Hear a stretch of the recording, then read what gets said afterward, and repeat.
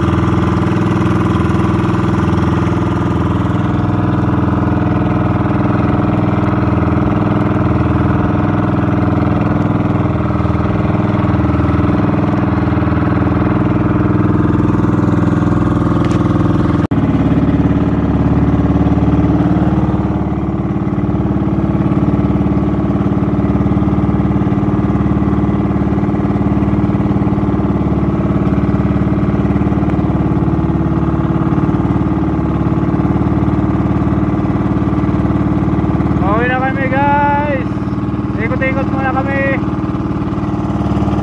Yan yung aming bubo sa unahan.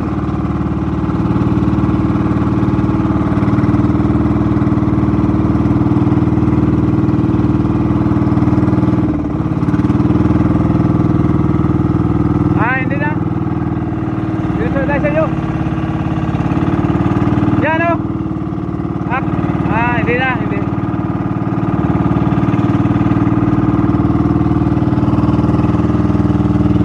Kanilo yan, hilo.